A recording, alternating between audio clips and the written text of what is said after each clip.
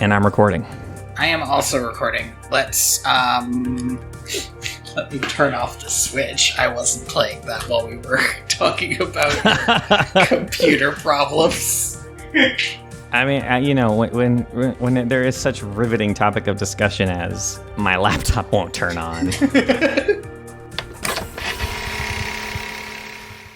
Here we are.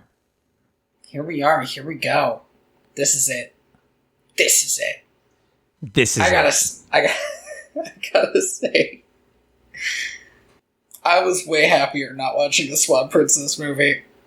It was surprising how much I was watching this and just having a good time. I didn't expect to have a good time at all in this movie, because I expected it to be basically just pretty bad. Have you never seen this movie? I think I saw it when I was like 7. Yeah, I saw it when I was like 5 or 6. And like, you don't know from good movies when you're that age. So like, I kind of expected it to be terrible. And instead I just got mad at it when it stopped being super good. Like, it was pretty good for most of it, and for some of it, it was pretty bad, and I got really annoyed when it was pretty bad. It hits a point where I realized, the localization team. It's the localization, and we are absolutely going to talk about localization because it ruined this very good movie. Right. So did you also watch it subbed and dubbed? Because I did that. You watched? Oh wow. No, I just watched it dubbed. I got it from Hoopla, and it was getting so like the first like 3 quarters was really good.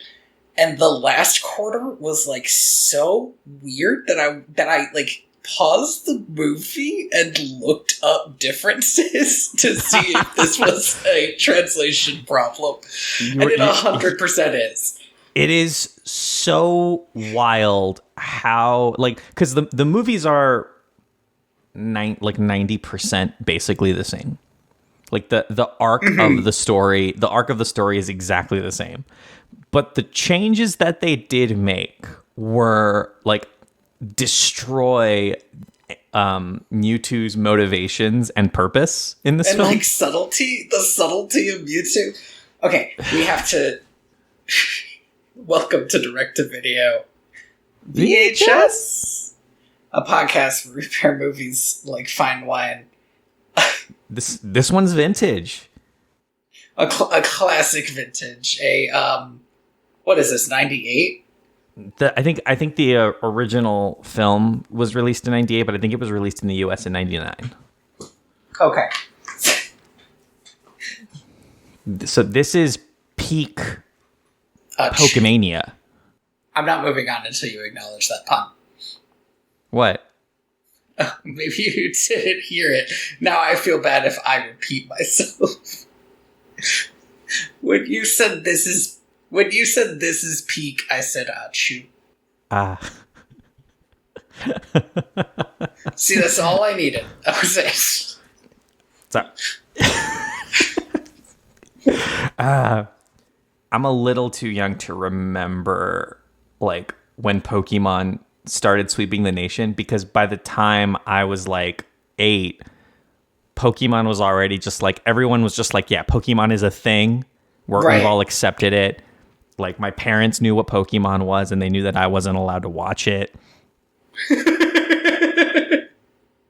Why? Is Pokemon too violent for your household? No, it was too violent for me specifically. Oh, okay. You're one of those kids. Yeah, I was a very active child, and apparently, like some shows, it wasn't that they were too violent; it's that I got like so hyped that they were worried that I would like hurt myself. You could only watch the blandest commercials. You know, like I don't know, right? Like, I remember some of those like Airheads commercials, and they were like way too intense for me. That's why I'm saying you can't do Airheads, you can't do Gushers. Excuse me, why are you screaming? Yelling at my cat. Go on. This movie, my cousin owned this movie on VHS, and I would secretly borrow it from him. Some would call this stealing. Yes, to watch it at my house and then secretly give it back. I like the secretly giving back. It has an amount of like planning ahead. So I have a lot of history with this movie. But like Pokemon was huge in my childhood. I mean, I remember very distinctly like playing with the neighbor kid playing Pokemon and like all of my brothers. And we had I forget what it was. It was like a cereal box thing where they had like gym badges. Yeah. And you could like punch them out. And we would like use those as gym badges. Like it was huge. So this movie gets kind of a treatment, right? Like this is a really good looking movie. Like I didn't expect it, honestly, because for two reasons. One, if you look at the cover of this movie, at least the one on the like video rental thing that I got looked very generic and uninteresting. It looks really bad. It looks like just it's so much information. And then two, I still vividly remember watching Pyramid of Light with you. Yeah. Sorry. Yu-Gi-Oh! The movie Pyramid of Light. Mm-hmm. Which was so bad. Like, the animation and storytelling were so poorly done that was immediately what I expected out of this movie, too. The difference, I believe, being that the Yu-Gi-Oh! One was made by Americans. And this movie was just translated poorly by Americans. By Americans, yeah. So, you know, we put a little more effort into ruining Yu-Gi-Oh!, I guess. I have to check something for my own, just like dastardly knowledge. Mm-hmm. Wow, Pyramid of Light is like only 3, 4, 5, about 5 years after the Pokemon movie. So, which sounds about right.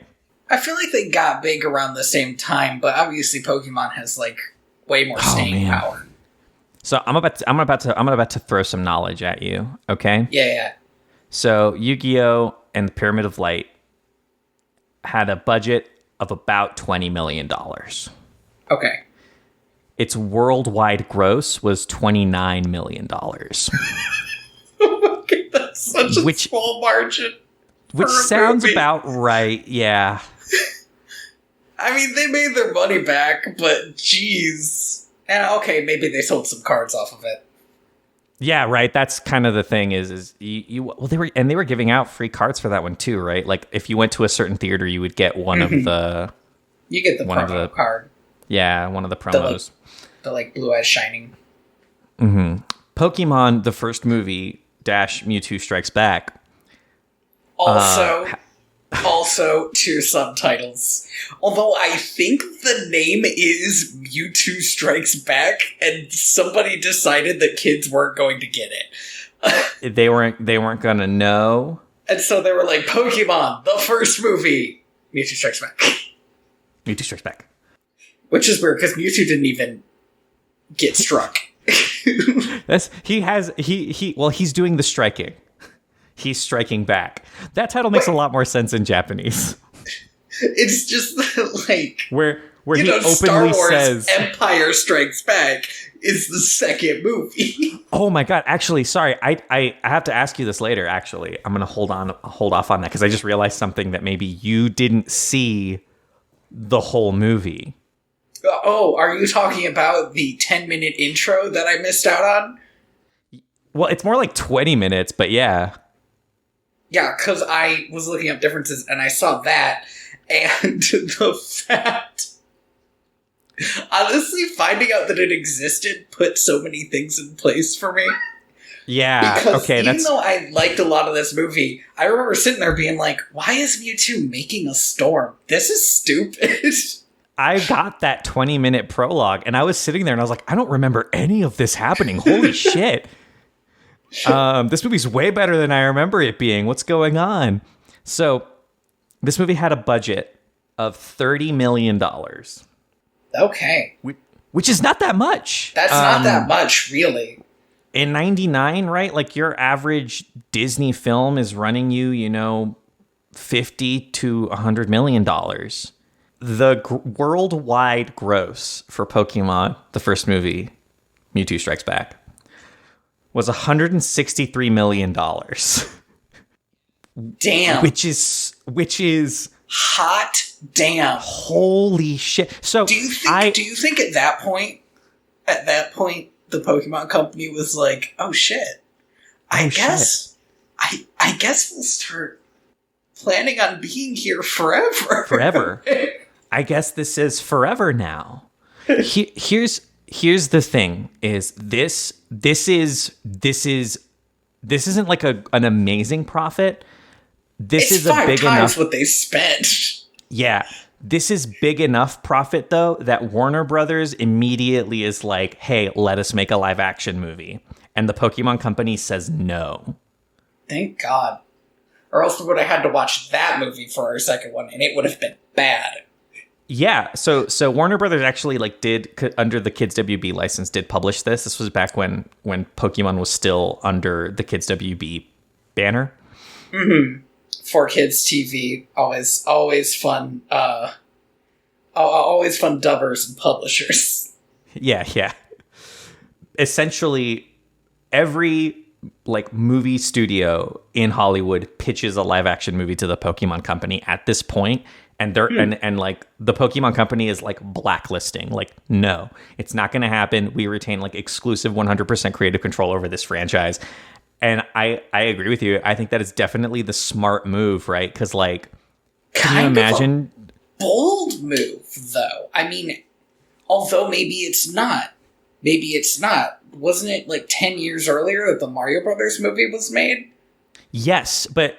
So not even. I think the Mario Brothers movie came out. The Pokemon Company's probably you guys don't make good live action movies. Yeah, I think the Mario movie came out in 98 actually. So this is fresh. Oh wow. Okay, yeah. Absolutely. I would not be letting anyone in Hollywood touch a video game movie. I mean, Nintendo has no say in what the Pokemon Company does. Right? But the fact that I definitely think Pokemon Company saw that and we're just going to keep this in-house because we're doing great. We don't need a live action movie to make Pokemon popular with kids in America. It's already the biggest thing in the world. Right. Everybody owns a Pikachu. Yeah, right. I have a fucking Pikachu plush right behind me. And a Bulbasaur. I got an Eevee somewhere. I don't know where it is. It's in a little Pokeball. I just looked over to my right and a serial killer in a movie, there's just a Pokemon hat sitting there. And I was like, oh my God. Am I a fan of Pokemon? What's happening? We zoom out on Andy. He's wearing a Pokemon shirt. I wish. I don't think I own... No, I do. I do own a Pokemon shirt. I own a Vermilion Gym shirt. Vermilion? Vermilion? Is it Vermilion or Viridian? I don't know. Well, I own the gym that Misty's from. And Viridian, right? It's the gym that Misty's from. I own that shirt. I got it off of Fangamer, I think, way back when. I think that's Vermilion because I think the color, right, is blue. But wait, isn't it Cerulean is her gym? Oh, it could. You know what? You're right. It's Cerulean.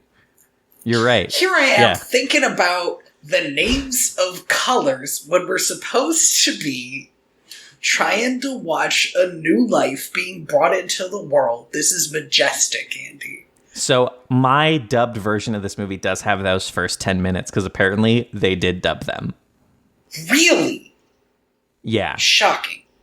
And I assume they cut it out just to make the movie shorter, but it's already only 80 minutes. Yeah, it's not a long movie. I can kind of understand. So, correct me if I'm wrong. But the first, 10, 20 minutes is, a dream sequence. So... Okay, what does that mean? So... Or, the first 10... or a memory, like a hereditary memory, what's the thing from Assassin's Creed? A genetic memory. Yeah, I was trying to think of the fake time travel device they have, but I can't think of it. So you got the what the fuck was that thing called? Animus. Yeah, there it is. Yeah. So it's like Mewtwo is an Animus seeing Mew's memories. I'm gonna start describing this, and I know it's gonna sound familiar, but just wait until I get to the thing, okay? Okay. So a group of scientists are walking around not Mayan ruins, looking for the legendary Pokemon Mew. When you said sound familiar, did you mean that it sounds a lot like the beginning of Yu-Gi-Oh! Pyramid of Light? Yes. But we're going to diverge. We're going to diverge so quickly. So we find out through some narration from the lead scientist that they've been funded by enigmatic multimillionaire mafioso Giovanni for this expedition. Which wildly is not really explained in the American version. You can kind of pick up on that, but it's not said outright. It's weird. Sorry, go on. Yeah, no, it's definitely not brought up ever again. But this scientist has a higher goals for this from this project than just finding a strong Pokemon. They find some genetic material. Gross. They find some genetic material from Mew, but they never find Mew themselves. And Mew has floating around the entire time like a trickster god, just kind of watching them do their thing. This Dr. Wily looking ass motherfucker has cloned Mew and has called this clone Mewtwo. Which is actually a very Dr. Wily move. It is a very Dr. Wily move. Mewtwo is in this Bacta tank, and it's hooked up to all of these other Bacta tanks that are also filled with other Pokemon clones. They have a Charmander, a Bulbasaur, and a Squirtle. Huh. And there's a fourth tube, but we don't get to see what's in it. Mewtwo telepathically connects to the other clones and brings them into his mind space. And we find out that one of these clones is a little girl. Because Mewtwo has human genetic material. No. Dang. Okay, keep going. This little girl is Dr. Wily's. His name isn't actually Dr. Wily, but I don't know what else to call him. Is Dr. Wily's daughter? Wily. Sure. Yeah. Okay. Is his daughter that he has been trying to bring back to life forever. We then get a flashback where he's explaining to his wife that he has recreated their daughter into a ball of plasma light in a tube, and she leaves him because of his obsession. And then he's crazy now, and also she's probably pretty sad. He keeps bringing this up. Yeah, well, yeah, and so we cut back, and he's like, "This is my only chance. Mewtwo is the key to bringing my daughter back." We then go back into Mewtwo's mind space, in which his daughter shows him her remember place. That's what she calls it. Her mind palace. Which is the home where she is from and her neighborhood. And she describes to Mewtwo the sun and what wind is. And Mewtwo's like, "This is all so strange and weird to me." And she's like, and then all of the Pokemon start dying. And they start fading into sparkles. And the little girl also starts fading into sparkles. And Mewtwo's like, "What's happening?" And she's like, "Listen, my dad once told me a bedtime story. He said that even when you feel alone, look up at the stars to remind yourself that there's more out there." Mewtwo starts crying and is like, "I'm feeling these emotions and I don't know what these emotions are." And she's like, you shouldn't feel sad right now because you're alive and being alive is wonderful. And then she dies. Holy God.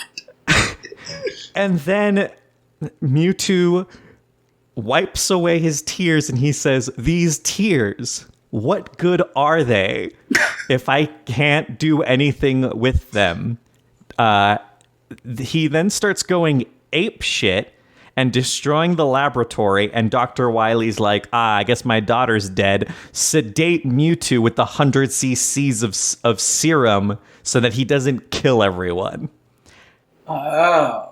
And so after this is when I see Mewtwo wake up? Yes. We then skip forward like a decade. Oh my God. That is so you astounding. can see why they cut this out.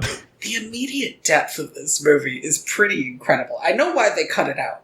They cut it out because they wanted Mewtwo to just be the bad guy. Mm-hmm. Because you can't have a bad guy that's emotionally resonant, right? Yeah, I mean, I actually saw an interview with this. An interview with one of the I guess heads of the translation at the time, and he said that like they didn't think kids would get Mewtwo unless he was just like he's the bad guy, the regular heroes are the good guys, and that like erases so much of his complexity. And here's the thing. Is they didn't even do a super good job of that, because I already see Mewtwo as a very complex character.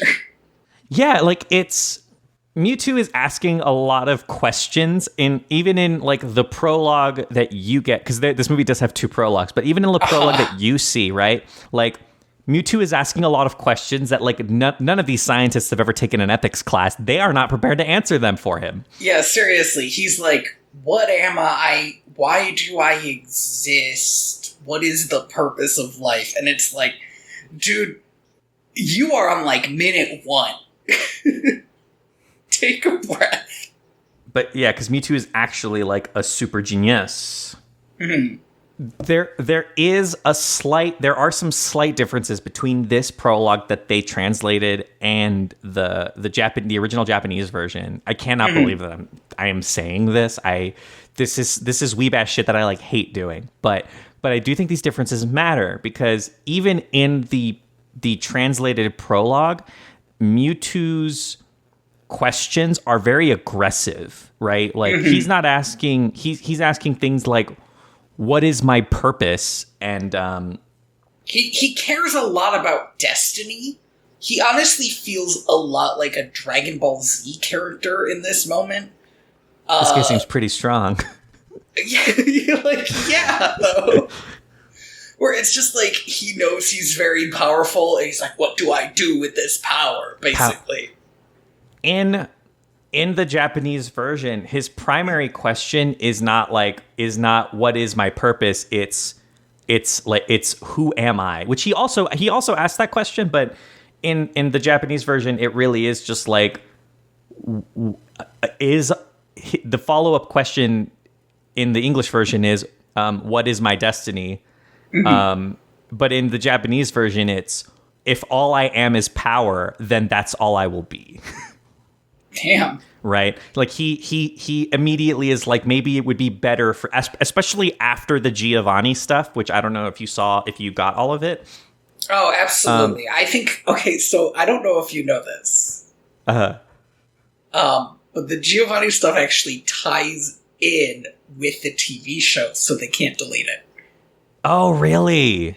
Yes. Oh, I didn't know this. When Mewtwo is fighting for Giovanni, he is fighting in his gym. Yeah.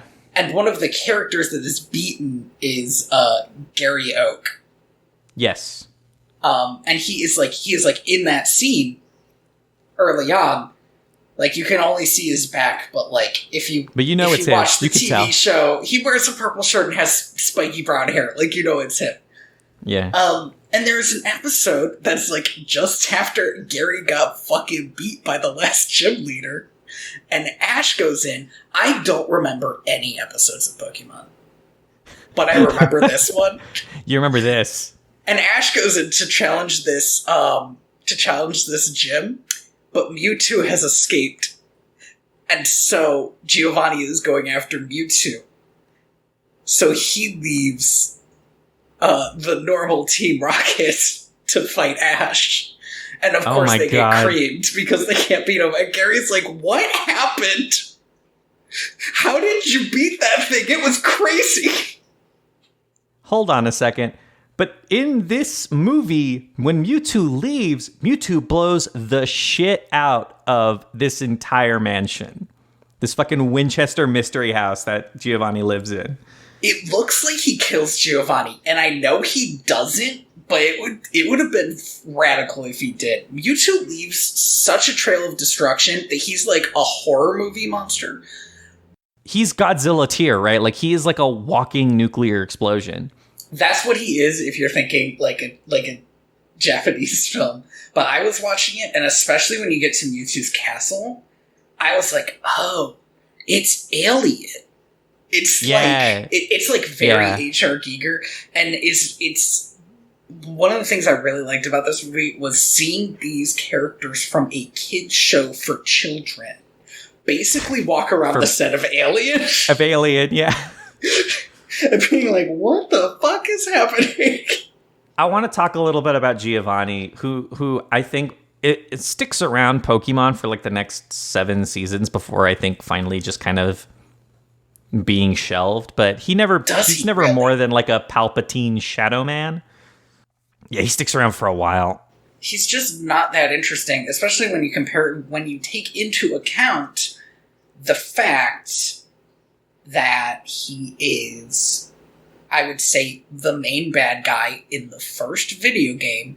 He is beaten by a 10-year-old, and then he's never seen again in the games. I guess he's in like the Moon, Sun and Moon Ultra or something, like for a second. But like, just to kind of be around. That's like 20 years later. But Giovanni does have some things that he does that are bananas. One is he gives Mewtwo Halo armor. He does, and he says it's to control his power, or maybe it is. But honestly, it made me wonder, like, is this just to hide what Mewtwo is? It's like, for the reveal, for the prestige. I feel like... I feel like that's actually what it was in the show. Because I bet you see Mewtwo in the Halo armor in the show. And you're like, what's up with that? And you're like, what's up with that? It turns out it's Mewtwo. Here's my kind of my jive here is, one, that's got to be against the rules, right? Like, he's a gangster, Andy. No, that's fair, all right, but like the Pokemon League has rules. Like, you can't just send a Pokemon out, fucking Master Chiefed up with a gun, be like, all right, Pikachu, use Glock. Like, I mean, okay, tell that to Blastoise though, Andy. No, but that's part of his body. You can't, right? Like, you don't give Blastoise. I understand and even agree with what you're saying, but I don't know if there are rules, honestly. If you gave a Pokemon a gun and they were, like, able to use it, would the judges be like, all right, there's no rule against it? It's like when you give them, like, a berry, but instead of using it to heal, you use it to kill your opponent instantly. Right. There's no rule against a Growlithe playing basketball. So, where we left off before the car and computer troubles is we kind of did the intro to the dub version, the version I watched, right, where he talks to these scientists, gets really aggro, and destroys the whole facility in like a horror movie situation. It kind of like if you were playing like a BioShock game, this would have been what happened before the BioShock game. Yes, but Mewtwo is very much the party. wherever he goes, that's where the fireworks are. So Giovanni tries to capitalize on it. Mewtwo obviously isn't having it. It worked for a little while, but I know you said it was crazy that I put him in Halo armor, but it was crazy that he's like, your purpose is to be my slave, as though all the stuff leading up to this made it very clear Mewtwo would be into that. Giovanni has to be the most incompetent motherfucker on the planet, right? Like, if he had just walked up and been like, hey, listen, until you find your purpose, you can just work for me. The wild thing is, if he had given Mewtwo a damn paycheck, Mewtwo probably would have been like, yeah, okay, this is what humans do. I am equal to a human. And then he could have had in his employ the most powerful Pokemon. But he just doesn't. He has this, like, I guess, need to, like, lord over this creature that he is the boss. It's Emperor Palpatine shit, right? Like, there is no reason for anything resembling a human being to be this evil. Without purpose. Like, what's Giovanni's plan? To take over the world. All right, but, like, how? I'm going to steal all the buffalo. He does do that. I don't know if there is a plan. I don't know if the show or the movies or whatever ever get into Giovanni's plan.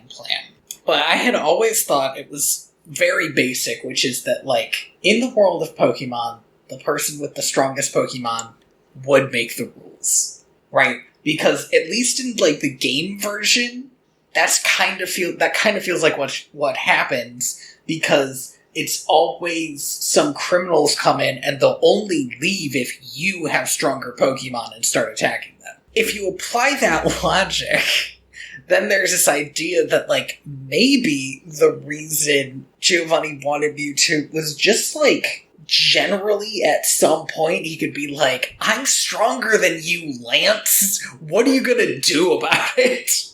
It's wild, though, right? Because Pokemon is such a, like, an idyllic society. What possible powers, what does he gain from usurping, like, the status quo of the current power structure of the world of Pokemon? Like, I mean, without going too deep into it, what even is the current power structure of the world of Pokemon?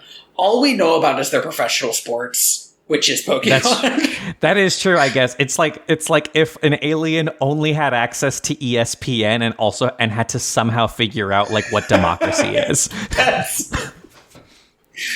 That is basically, yeah, our view into the Pokemon world. But it's not even ESPN. It would be like, and I don't know if this network exists, ESPN Kids.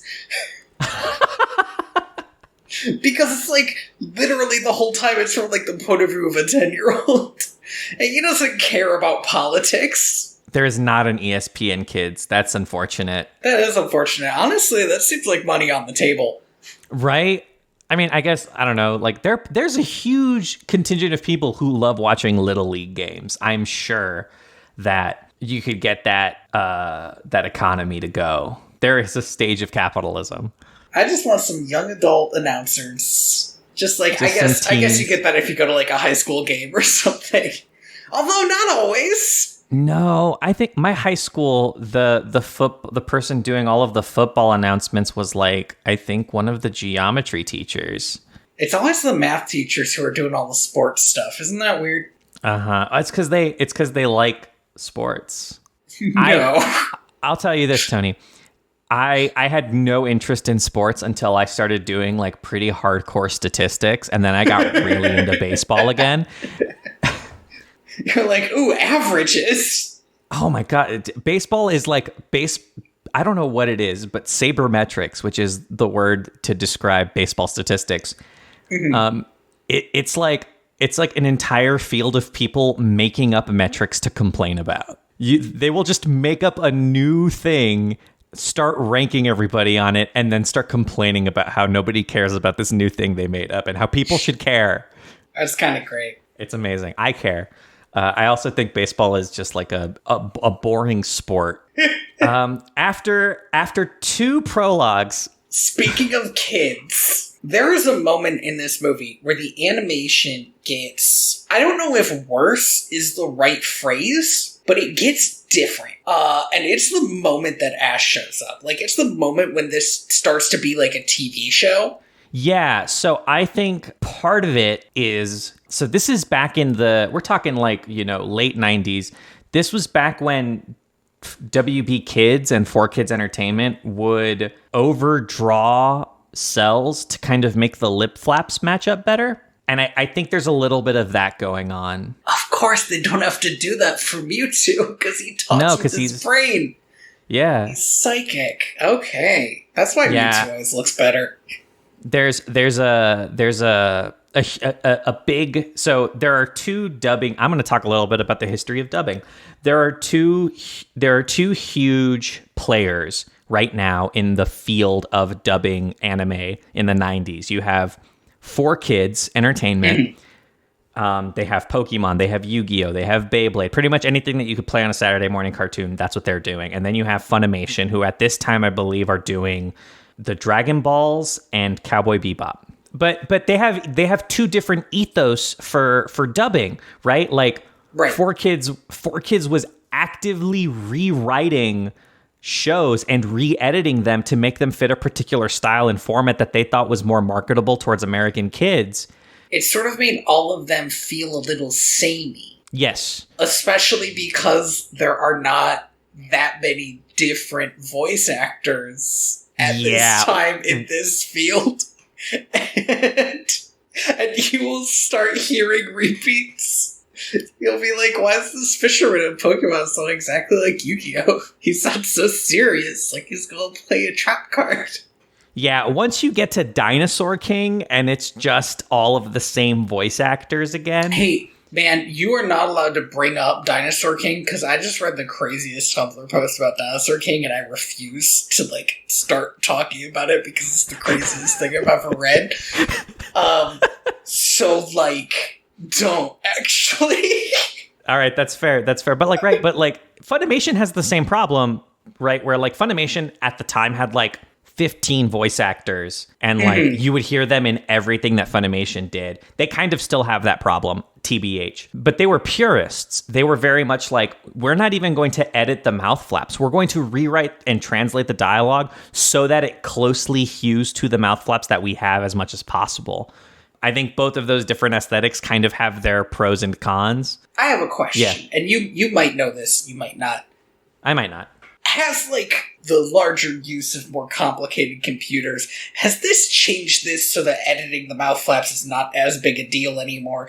Because I feel like dubbing is a lot less crazy now. Yes, it is definitely. Yes, there's a lot more leeway because of the shift to digital, but the big change actually came with, I think it was Funimation started doing this. Funimation started being able to turn around translations in season. I don't remember what show they did this with. It might have been the original Full Metal Alchemist, but Full Metal Alchemist was coming out in English a week after the Japanese episode aired. That's pretty incredible when you think about it. Hey, here's what I'll say. It was not only incredible, it was impossible to keep up with the amount of money that they had. So they got away with it because all of their voice actors were and are severely underpaid. 4Kids was almost always consistently a season behind. And so once you start getting fans old enough to start hunting for the Japanese episodes online, you're losing that viewer base, right? Because they're just well, I'm just going to watch the subtitled episodes. I gotta find out what happens next season with Ash and Charizard. And Pokemon is the one show I think that is not true for, though, because I don't know what the status of 4Kids' existence is, but they were the Pokemon people, I think, until 2013. I feel like at some point 4Kids really fell out of vogue as the Japanese people did not want to work with them anymore. And then they might have gotten bought by Funimation. You are absolutely correct that happened, because if I remember correctly, if you go... Funimation, by the way, as of earlier this year, also no longer exists, because I think it is now just Crunchyroll. But yeah, you're right, because Funimation got the rights to Sailor Moon at some point and redubbed all of Sailor Moon to be more accurate. I'm talking about the 1990s Sailor Moon, not the newer one. Yeah. To hew more closely to the Japanese version of the show, because the American version at that time had been heavily re-edited and like restructured. Sailor Moon is maybe the most famously heavily re-edited anime like in existence. Yeah, so May has just recently started rewatching it, and I was like, oh, so you're watching the redub, right? And she was like, redub? And I was like, oh, you haven't seen anything yet. And I played her one episode. I think we got through 2 episodes of the original dub, and it was like night and day. It's completely different. And that's even before there's like the whole thing where they have to erase Sailor Moon being bi. Yeah. Or make the lesbian characters cousins. That's a big one. Sorry, I know we are so off kilter right now, but I'm struggling to remember. Do you remember Chaotix? So do you know what I'm talking about? Super don't, except when you said that, I feel like it made something go off in me. So maybe, I don't know, what is Chaotix? It was apparently just called Chaotic. It was a Yu-Gi-Oh ripoff that was more like Magic the Gathering than Yu-Gi-Oh was. Oh, weird. And it had a very short-lived show. Is this an American anime? Yes, this is an Amerime. I have pulled this up. This looks very much like a Magic the Gathering ripoff. It's like doing that style, but like a little more geared towards kids. Apparently this show lasted for 4 years, which is bananas to me. That's way longer than I would have expected. Oh my god. Sorry, I'm just like looking at this show and I'll tell you what I'm seeing is definitely mostly like card art because the show itself looks really bland, stupid, and the card art looks pretty good. I remember it in my memory looking a little bit better than this, but this just looks like Flash animation. Yeah, it looks like no effort was put into this. And definitely no effort was. Sorry, there are at least 2 video games of this TV show. / card game. There is at least a Wii and a DS one. A Wii game? Ooh. Gotta get those motion controls in there. So let's get to the start of this movie, I guess. Page not found. I guess I can't buy this at Level Up Video Games. Okay, so we're with Ash, right? We've gone through the intro twice. Yeah, we finished the prologue. We're 20 minutes into this 80-minute movie, and we're finally meeting Ash.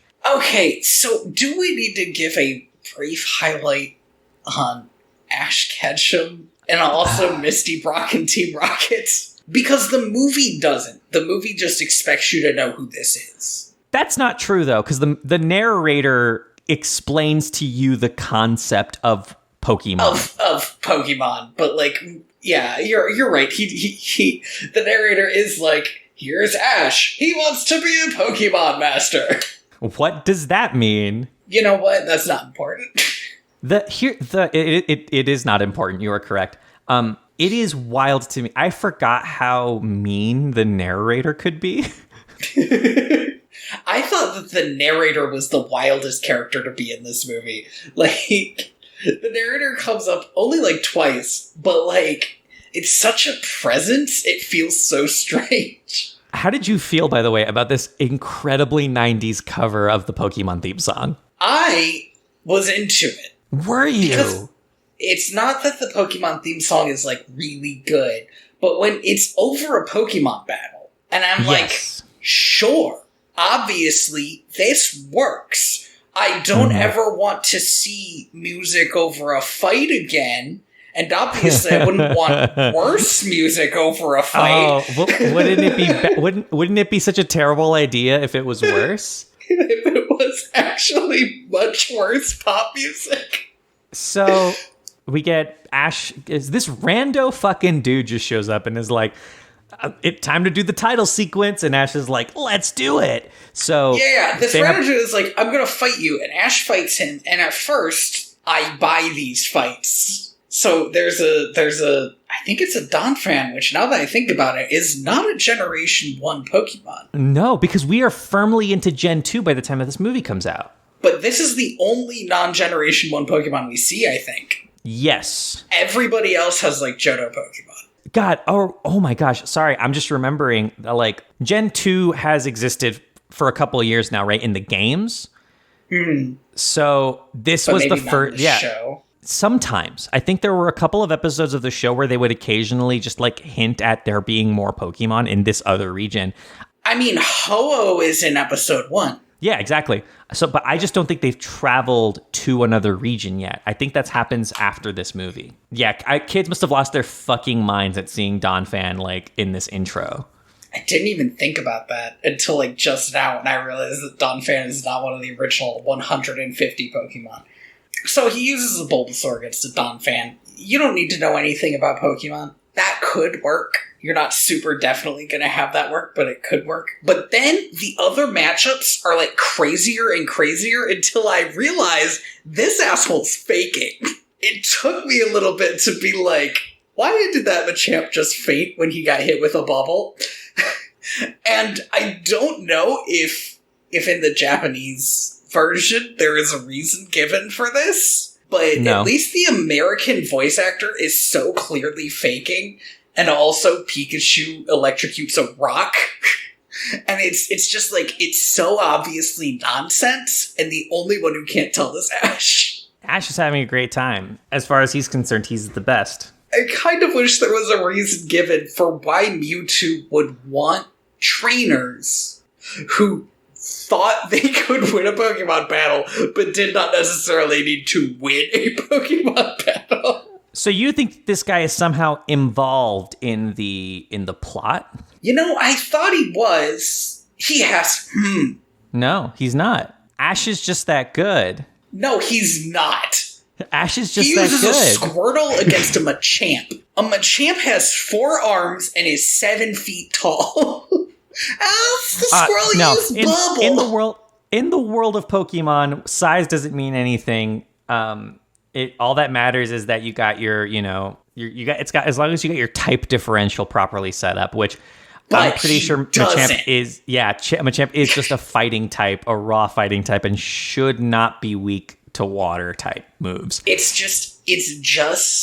I was watching it, and I was so convinced it was going to be a plot point that this guy was faking. The dub of this guy, and again, I don't know how it sounded in Japan, but he goes, "Oh no, you've beaten my Pokemon!" And I was like, "Oh, okay, I get it. I see what you're doing." In the dub, the guy is like, I think he's like American coded. He speaks a lot of English for a character in a Japanese show. So I do think in the dub he is just like a American coded. But other than that, no.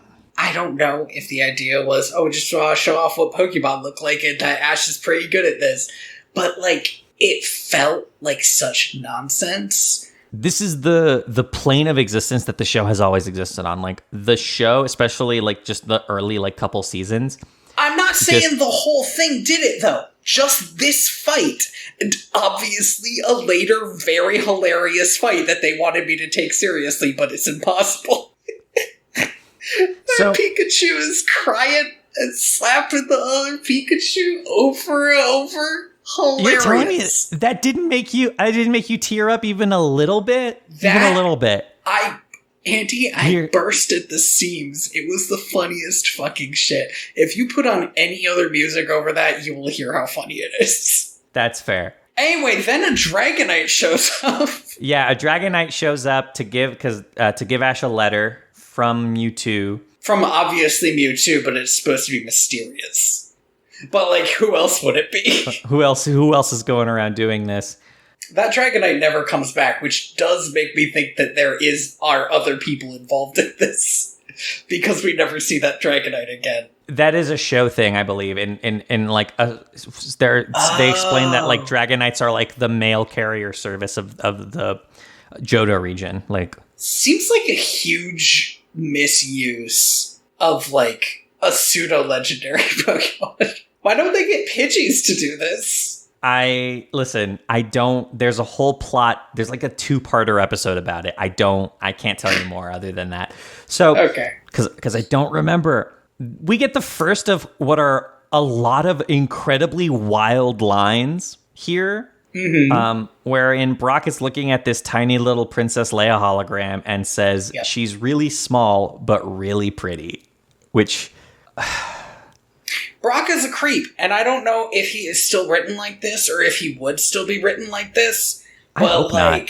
But 90% of his characterization is being a weird perv. Yeah, a very chaste pervert. It's honestly a little weird because the other thing about Brock, and we said we were not introducing them, but let's introduce them a little bit. Yeah. Brock is the mom friend of the group. Yes. And it's kind of highlight here because he is cooking food for everybody. Meanwhile, Team Rocket, who are a group of comic relief criminals who follow Ash around and try to steal his Pokemon. Their names are literally Jesse and James. They're talking about how hungry they are, highlighting that Brock is the mom of the group and can cook food, and he's the only reason Ash is still alive. But then Brock's other thing is always perving on ladies. And it's weird because he's got to be 15, and they are mostly adults. The ladies he pervs on. He is looking for a girl boss that he can stay at home dad for. I mean, that seems essentially accurate. Yeah. Yeah, no, that's his entire character. And then Misty is there, and I will say Brock and Misty have not a lot to do. Almost nothing to do in this movie, which is wild because there are other characters in this movie that we could have gotten rid of because they have even less to do, and you could have given what they do to them, to Brock and Misty, and the movie would have not changed at all. Sorry, I want to pause for a second. Are you suggesting that instead of giving Team Rocket something to do, they should have just gotten rid of Team Rocket?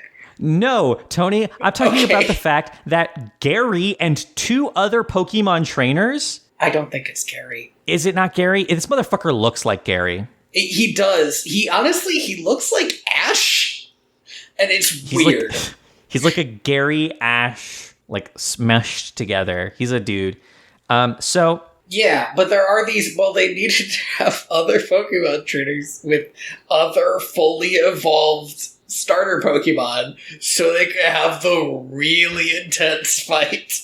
You didn't hear my eyes roll, did you guys? I mean... It's pretty audible. Yeah, you know what? Those characters are weird, and you're right. They could have given some of what they do to Misty and Brock, who don't get to do anything. In fact, I remember I had mentioned before we watched the movie that Misty had 2 Pokemon whose only job was to be Deus Ex Machina. And this is Psyduck and Togepi. Both of them have phenomenal cosmic powers. And they don't do anything in this movie.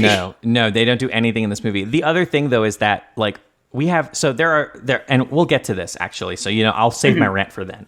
So, but Misty's between the ages of Brock and Ash and is just mad all the time. And that's her character. Right. I do not know what the given reason for why she travels with Ash is. Except because he owes her a new bike. Her bike. Yeah. Yeah, but that's $20, okay? There is a very emotional moment in which he does replace her bike. They have not exactly romantic tension, but Misty kind of picks on Ash in the same way that a 10-year-old who has a crush would. It's weird. It's a little weird, but Misty's real characterization, if you want to get right down to it, is girl. It's a 90s TV show. They need a girl. Yes. So that's what she is. She is competent unless she needs to be in distress. It's very frustrating. So also, just to kind of also to highlight this actually, because this doesn't come up, but they are gym leaders in their own right, Misty and Brock. And they're just hanging around this 10-year-old kid because, I don't know, if we don't go with him, he'll die. That does seem like why Brock is there, actually, because I remember this. He has a deadbeat dad. Do you know about this? He has a deadbeat dad, and the reason he can do, cooking and stuff is because he did all the... Yeah, he raised his 7 brothers and sisters. And then his deadbeat dad comes back, so he leaves, which is wild. So he leaves. His deadbeat dad promises to stay and take care of the kids so that Brock can finally go on the Pokemon adventure he never got to have. I don't trust this. So he already went out for a pack of cigarettes once. And then Misty's sisters, I think, run the gym. There's a given reason. It's just a little weird. No, they don't run the gym because all of her sisters are too busy literally doing other things except for running the gym. But on paper, they run the gym. On paper, they run the gym. And so when they realize that, oh, we put too much pressure on you, you should go off and have your Pokemon adventure because you haven't had a chance to have one yet, and we can actually run the gym now. God, the plotting of this show. Okay. It's like it's for children, right? Like, so... Well, here's what it is. Here's what it is, honestly. We're going to pair this movie with Detective Pikachu, right? And the great thing about Detective Pikachu is it does not have any of this bloated, unnecessary backstory. Although, canonically, I believe, Detective Pikachu takes place before Ash Ketchum goes on his Pokemon journey. You cannot say things like that. Fans have sussed that out. Also, that is impossible. Detective Pikachu has... You know what? It doesn't matter. It's a different timeline. It's a live action timeline. But in the live action timeline, wait a second, Mewtwo is a character of both of these. You can't just say things. And Spock is a character in Star Trek the show and Star Trek the movies and Star Trek the new one that's coming out. And they're all different Spocks. Come at me in this house made of cards and alternate timelines. I refuse to engage in this. I absolutely, you in your ivory tower, you in your pyramid of light. I think there is a strong contention that when I say Pokemon is a show made for babies, I mean that this is a show that in Japan is targeted at 5 to 10-year-olds. And it shows. The structure and the habit of the show is simple to the point of almost being painful. What gets me honestly about it is that this movie mostly works despite that. And the parts where it doesn't work is when you're having to consider the actual world they're in and it starts to crumble, or the parts where a translator was like, "Oh, kids aren't going to get that. Let's make it stupid." It's tough, right? Because this movie is supposed to be like a celebration of Pokemon, right? Like, this is the first movie. This is the Pokemon movie. It's introducing 2 new Pokemon to the numbering system. They're not new, right? But they're new to anybody who's grown up with the show. If you've played the games, then you know about them. This is a movie that's not really aimed at kids who were watching the show. It's mostly aimed at kids who've been playing the games for a couple years. So it kind of has to skew a little older, but then the translators didn't get that memo, I guess, or forgot that the games also existed and just were like, well, we have to cut out all this complex and for teens stuff because it's too much for 5-year-olds. So they get invited to this competition for only the greatest of trainers. A hilarious pedestal to put Ash on. Oh, Ash does not belong on this pedestal, except until a later line, and then I get to kind of begrudgingly give it to him. So we cut to Mewtwo, who is literally whipping up a storm with psychic powers, sitting on his throne in his weird H.R. Giger by the way of Hayao Miyazaki castle. It's pretty incredible, actually. And at this point, I'm sitting there thinking, why is he whipping up a storm? This is stupid. So I have a question. Is there a storm in your version of the intro? No, this is what he's doing. This is part of his plan. Okay, because I read somewhere, and maybe this person that I read it from was misinformed, or maybe in the wildest twist ever, there was even another intro. But I read that there is a version of this where the dream sequence at the very beginning where he dreams he is Mew is longer. And Mew sees a huge storm that's destroying everything and witnesses Pokemon tears bringing somebody back to life. And both of those things are hugely important to this movie. And after I read that, I was like, "Oh, they should have kept that." Obviously. So yes, that stuff does happen. That stuff does happen. But it's not exposited. It's like quick flashes, right? It's just that there's this character. I don't know if she's in both versions. but she is almost hugely unnecessary, except she has to say, like, the wildest thing, which is the prophets have predicted the return of this storm, and and last time this happened, Pokemon cried people back to life, but that won't happen this time. Yes. Just like the fucking wildest shit standing next to this cop who's trying to close a ferry. I love the response, though, that Officer Jenny has to that, which is, and that's why it's closed. Yeah, that's why it's closed! What are you talking about? Did you hear all that crazy shit that this woman just said? She's in charge of the wharf, and if she says it's closed, it's closed. Also, Officer Jenny sounds extremely stilted, and I don't know if it is because she's supposed to sound that way, or if the voice actor was having an off day or something, but she sounds weird.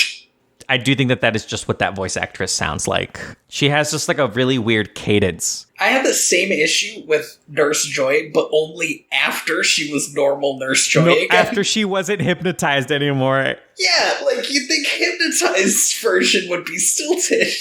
I don't know why they did this, but there is like deadass a moment where she delivers like one line in two halves, where she's just like, I can't stand to see Pokemon fighting like this. I was like, what was that pause? But when she's hypnotized, it's like her lines are smooth as butter. Yeah, it's crazy. I will say, I think with the exception of Ash, who at this point is still being voiced by the immaculate Veronica Taylor, every single voice actor in this movie, and also just in the original kind of run of Pokemon in general, sound like they're doing a voice. They're not voice acting, they're doing a voice, right? Yeah. So, like, my complaint with the, like, Mewtwo causing the storm thing is it seems like a wild thing for him to just, like, be doing, and I appreciated it more when I realized this was supposed to be because of this, like, half memory he has. He's like, I know this storm will work for what I want. They even mention in the Japanese version that, like, Mew supposedly has the power to bring storms and to cause floods, and also to bring harvests to deserts. So there's another tension in the Japanese version of the movie that isn't in the American version, which is that Mewtwo doesn't know if Mew actually exists, and is actively like says in a line, if Mew does exist, I want to meet them because I want to know if that would help me figure out what my purpose is. Which makes sense, right? Like, this is the thing that I was cloned from. The movie gives up the gamut because you see Mew just like floating around and being a fucking trickster god prior to this moment. I kind of love Mew because I expected Mew, and I haven't seen this movie since I was 7, I expected Mew to be kind of wise. Like a Yoda. Like sort of a Yoda. And I mean, I know the Pokemon don't talk or anything, but, like, you have, like, Pokemon who, like, clearly understand what's going on. And then the fucking dead-ass dumb Pokemon, like a Psyduck or something, right? Yeah, you got, there are Pokemon that are capable of intelligence. And Mew is, like, so much closer to, like, Psyduck than it is to Mewtwo. Like, Mew is just having so much fun with whatever's going on right now. Mm-hmm. It's, like, a very in-the-moment creature. It's a good moment, though, because it's just having fun. No, I think that's very interesting. That's why I like it so much. Because it seems like it should be, like, mysterious and wise and stuff, and it's just not. And it's also kind of a good reprieve, because if we do get around to watching, the second and the third movie and the fourth movie, we are going to meet, like, Pokemon God creatures that do just act like Mewtwo, but they are Mew. It's weird. Yeah, like I'm vividly remembering Entei from Pokemon 3000, but the boldest thing to happen in the beginning in this movie was at the very beginning when the narrator said this was the strongest Pokemon, and I'm like, are you sure you want to box yourself in like that? Dude, I wrote down how many times are we going to watch a movie about the strongest Pokemon alive? The strongest Pokemon. They have to keep up in the ante. There's like a time god and a space god and just a god, and then the one that created them. And like... Then the one that created the universe. It's just a lot. Ash and friends get to this wharf, and they are told that they can't go out into the sea because of this massive storm that Mewtwo whipped up. But also we find out that Officer Jenny has told them that Nurse Joy has gone missing. And Brock goes, she looks familiar. Okay, so... This is Brock's superpower, by the way. I guess that's fair. Yes, he can tell the difference. The joke in Pokemon, and it's actually the wildest joke because it's not much of a joke. It's so funny, though. Is that Officer Jenny is in every city, and Nurse Joy is in every city, and they look exactly the same, but they're all just like sisters and half-sisters and cousins and like sister-in-laws, so not even related, so how does that work? Like, here's the thing, that line works okay in this movie because we only ever see one Nurse Joy. But if you are familiar with Pokemon, you're like, what are you talking about? She looks familiar. If you have a passing familiarity with the show, your response to this is, they all look the same. They all look the same. It looks like Nurse Joy. But if you are even more than passingly familiar with the show, then you would also know that Brock is like the only person in the world that can tell all of them apart. Yeah, that's his weird pervert power that he has. It's by the power of horny. So a bunch of Pokemon trainers are like, well, fuck that. We're just going to jump into this storm and try to get to this island anyway. And the Voyager, that's her name, by the way. Seriously? Her name is Star Trek Voyager? So, well, it's just Voyager, but yeah, there's a moment in the Japanese dub where she just walks up and Officer Jenny's like, this is the Voyager. And I was like, what the fuck? This is the Voyager. Who are you? No, I'm okay with that being cut out of the dub because that's the craziest thing I've ever heard. They're actually, I say that, but she's like, no, don't go to the storm. And Officer Jenny's like, some Pokemon trainers know no fear. They're too powerful and brave. And I'm like, what are you talking about? You're a cop. It set them apart. It's their bravery sets them apart and is also what will make them a statistic in our lost bodies report. Seriously. These are children. Like, the oldest of them are teens. Like, you need to stop them. You're the adults. It's very funny that they just, like, let them go. Team Rocket shows up at this point, dressed up as Vikings. Yep. And they offer to sail Ash and friends to this island free of charge. We get a joke that I heard at the age of 6 and took me a literal decade to understand. Okay. Which is, I didn't know Vikings still existed, and Ash responds, they mostly live in Minnesota. And as a kid, I was like, what the fuck does that mean? Are there people in Minnesota who are Vikings? So yeah, my favorite thing about this actually is that Jesse and James do not have a plan. They're like, no. Yes, we are going to row them to the island on this tiny boat through a storm, and the reason why is because they want to go to this party. And there's like no reason for them to do it. They're just like, I guess this is what we're doing today. This is such a wild thing because they're not even trying to steal Pikachu, which is their modus operandi. Presumably there's this idea that there will be other powerful Pokemon trainers at this party.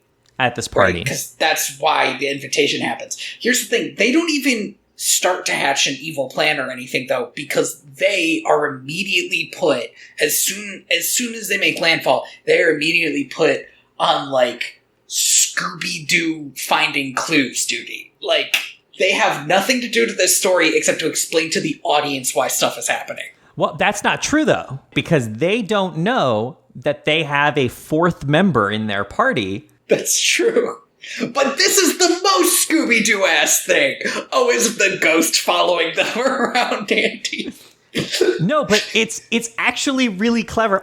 This is actually really clever because like they're expositing a bunch of stuff that we the audience kind of already knew, but they're basically like saying out loud about like clones and the beginning of Mewtwo and stuff like this. But because Mew is there, Mew is also learning all of this and is kind of catching up on what the fuck is even happening here. Okay, that's an idea. I kind of like that. I think it's really cool because Mew is definitely like shadowing them, and they keep sensing that they're being followed, but it never really goes anywhere. So Ash and friends get to the island. The mysterious hologram lady is like, come this way with me. And Brock is like, you're the lady from the poster. Yeah, way to let that tension build, Brock. And she's like, nah, that must be someone else. I know that we mentioned this before, that this castle looks very, like, H.R. Giger and, like, it's out of a horror movie and all this stuff, but I just want to, like, put a nail in it a little bit. This looks like a different movie. Like, yeah. It looks like the Pokemon characters ended up in a different movie. Like, I changed the channel halfway through, but they stayed. This feels more like a Yu-Gi-Oh! Setting. Something else that I noticed is that a lot of these shots are CGI, like early 90s CGI. Mm-hmm. Oh, and you feel it. They're not bad. It's just obvious. They're doing that thing, I think, that where it's clearly CGI, but all of the textures are still hand-drawn. Mm-hmm. That's what makes it look okay, I think. Yeah, it fits in a little bit better, but every once in a while, like with they have these like big doors that open and shut and stuff, you really feel it. So they get to this like eating hall, and they find that out of the potentially hundreds of kids who tried to make it to this island, there are only 3 of them made it, along with Ash and friends. So cool. Cool. What happened to them? We never find out. Maybe they just got lost. Maybe they'll be fine. I mean, they'll be fine. At the end of the movie, it does seem like possibly time has been time travel. Back. Yeah. So maybe? I don't know. So at this point, let's call the only body count for Mewtwo is the people he blew up in that facility. That's still like 20 people. Yeah, but they were genetic scientists. That's true. And I've met scientists who do genetics research, and they're not people. Well, that's the secret. They're all clones. Yeah, they're all Which this movie a couple of times posits that clones aren't real.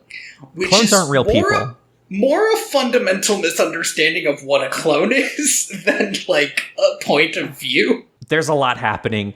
The entire time all of this is happening, just to kind of really put a pin on it, Team Rocket are just doing Scooby-Doo shit, and Mew is following them. And we'll get back to them when we get back to them, but we're not going to keep jumping to them. Nurse Joy, the mysterious lady, introduces them. She's about to be revealed as definitely Nurse Joy. Yeah, the tension is too great for this movie. They got to get rid of it. She did not even change her hair.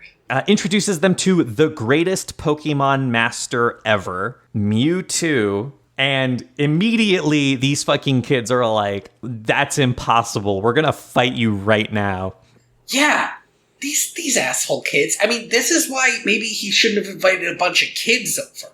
Maybe if he wanted to really like challenge himself against the best Pokemon masters, he could have gotten some of the best Pokemon masters. You go to the Elite Four.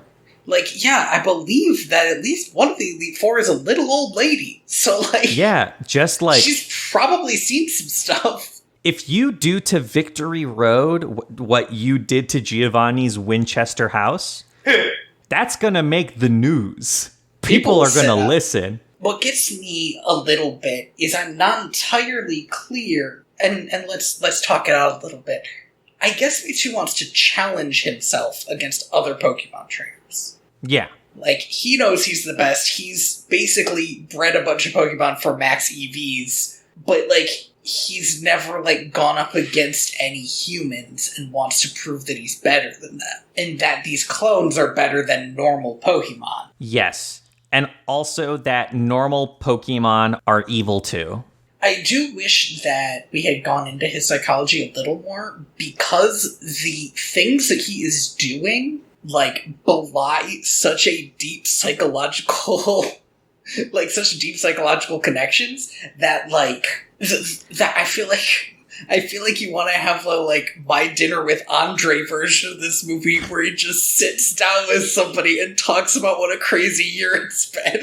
He has, in an unclear frame of time, built an H.R. Giger mansion, kidnapped a Nurse Joy, made genetic clones of the 3 starter Pokemon, psychically trained them to make them stronger than, and also genetically altered them to make them stronger than normal Pokemon. They also have cool markings. That's kind of neat. They also, yes, well, it's because they're Alolan forms. And sent out invitations to potentially hundreds of Pokemon trainers to come join him on his island for a tournament of some kind. And why? This is the part where the English translation of this movie really falters. Nurse Joy has a line where she says, "My master is on his way to explain to you what his plan is." And I was like, damn, I'm really excited to meet this guy, Mewtwo, and figure out what his plan is, because so far I, the audience, am also a little unclear. But we never get it, because Mewtwo spends his entire fucking time just being around, complaining about how humans suck and he's so cool. Yep. And what I really need from him is any line of purpose. And this is what I mean when I say that somebody has like Emperor Palpatine energy. Over the course of 9 movies, Emperor Palpatine has one goal, which is to rule the galaxy. Why does he want to rule the galaxy? Especially after he's already ruled the galaxy. You'd think it would like lose its flavor a little bit. So then what he wants is just ultimate power, which has it's kind of done the opposite of give us a reason. It's taken away reasons, because there's nothing to bite into with that shit, right? Like, Mewtwo is doing stuff that is so interesting. His actions are so interesting, but when it comes time for him to explain himself, it boils down to, I'm mad that I'm a clone. I would love if it were a plot point that he couldn't explain himself to. Like, if he just did all this and he's like, there is a reason, like, there has to be, but he can't put it into words. I would find that really fascinating. But yeah, we just kind of don't get anything from him on this point. No. And we don't get to hear what his full plan is until later, but it's fucking stupid. So it's very weird. It's extremely strange. So I'm going to talk a little bit about these 3 Pokemon trainers who are there. We have Corey, I think is his name. We have a guy who looks like Gary and seems to be Gary, but isn't Gary. Isn't Gary. We have a guy who only does water-type Pokemon. Yeah, way to chomp on Misty's flavor there. Kind of rude. That's what I'm fucking saying, dude, is why is he here? And then we have a woman who does, I think she just has like a pretty varied team, actually. Yeah, she's got like a the one they keep showing is the Wigglytuff, but she also has like a Ninetales, like a lot of stuff. Yeah, she's got Pokemon. I suspect that the guy with all the water Pokemon is here mostly because he was able to get across the water with all these Pokemon. No, Tony, you're thinking about this within the fiction. I need you to think about this on a more meta level, right? Like from an authorial standpoint, which is why the fuck are we introducing? We are introducing 2 trainers whose names not only do I not know, but I cannot confirm anywhere. Like, who do so little in the plot that if you just gave what they did to Brock and Misty, not only would Brock and Misty have more to do in this fucking movie, but also the plot of the movie doesn't change at all. I can tell you the entire reason for it.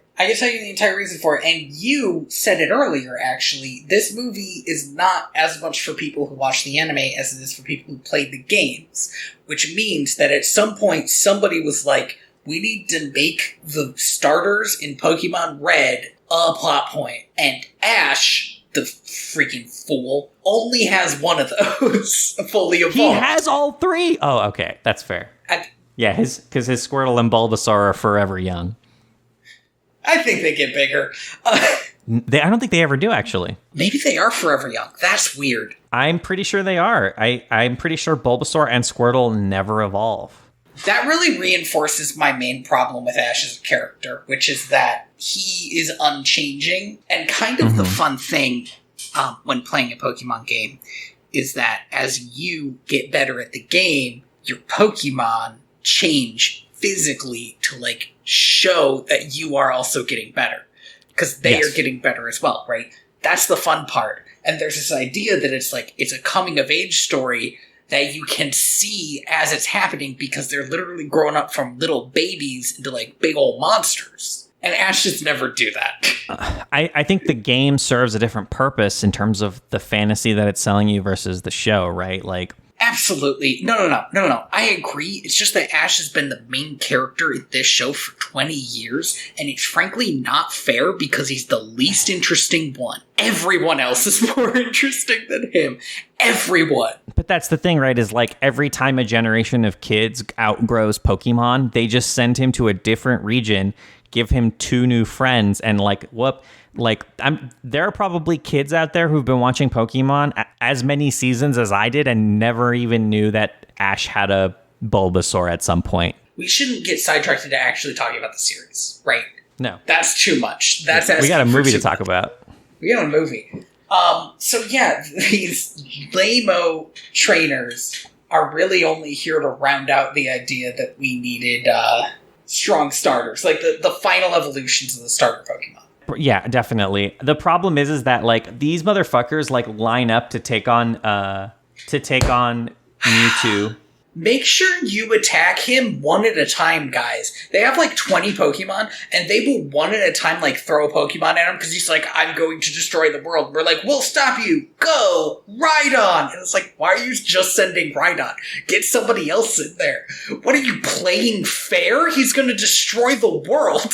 Ash formally challenges him to a Pokemon battle, and he opens up a door to reveal that not only does he have a mansion, but he also has a Pokemon Stadium, complete with stands. Yeah, nobody's watching, though. Nobody's watching this. I kind of wish they had played up the whole isolation aspect of Mewtwo, because he's very isolated. It's so wild, right? That Mewtwo is so obsessed with, like, being better, and yet he keeps hewing to structures that have been defined by humans. He's not a Pokemon, but he's still a Pokemon master. Right. He specifically wants to be better at what people are doing. And that seems so strange from him. And, like, yeah, and he goes to the lengths of creating a Pokemon Stadium with stands, but, like, why? Like, because they're supposed to have stands, but, like, nobody's watching this. There's no crowds cheering. Like, you fucking, like, put talc lines down everywhere. You didn't have to do any of this. You could have just fought them in the dining room. Well, he would have broken all of his stuff. Yeah, also he has a dining room with silverware. He still needs to eat with his weird hands. There was actually a really good moment early on where he looks down at his weird hands, and there's this flash of, like, the scientists' hands shaking each other's, like, scientists shaking each other's hands.